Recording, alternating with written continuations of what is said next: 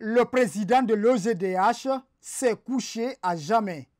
Selon une source proche de sa famille, Abdoul Gadri Diallo est décédé dans la matinée de ce mardi 27 octobre 2020 par suite d'une courte maladie. Maître Souleymane Baldé se souvient des premiers jours qu'il a connu ce soldat des droits humains.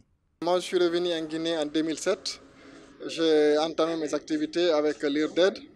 Et depuis cette date, nous avons toujours travaillé en étroite collaboration avec l'OGDH, notamment à l'époque le feu président Thierno Mamadou Sow, et à sa mort, il y a Gadri qui l'a remplacé. Donc on a travaillé toujours ensemble. La plupart des actions en faveur des droits de l'homme, on a toujours collaboré, et c'était quelqu'un qui avait vraiment la conviction, qui avait le courage et qui a veillé à ce que les droits de l'homme soient une réalité en Guinée.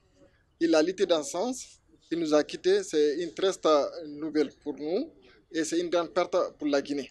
Puisque des hommes de son calibre, il n'y en a pas beaucoup.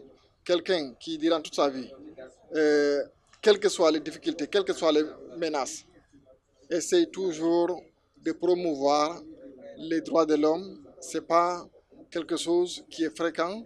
Il l'a fait, il nous a laissé. Nous prions à ce que son âme repose en paix. Le défunt a fait carrière de journaliste dans le groupe de presse L'Excellence avant de s'engager à défendre des droits humains en Guinée.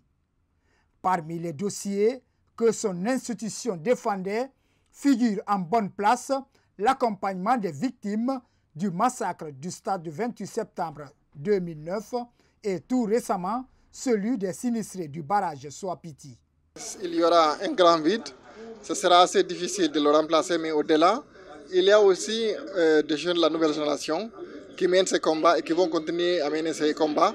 Nous n'avons pas le choix, vous l'avez dit, à cette période assez difficile de notre pays, avec ce que nous subissons tous les jours, nous n'avons pas d'autre alternative que de continuer à lutter, continuer à défendre et à promouvoir les droits de l'homme, puisque c'est la seule chose qui va nous permettre de consolider la démocratie et l'état de droit dans notre pays. Ces dernières années, il a travaillé au Burundi sur des questions de droits de l'homme. Son décès crée un désespoir total chez les victimes du massacre du stade du 28 septembre 2009 qui n'ont toujours pas obtenu justice.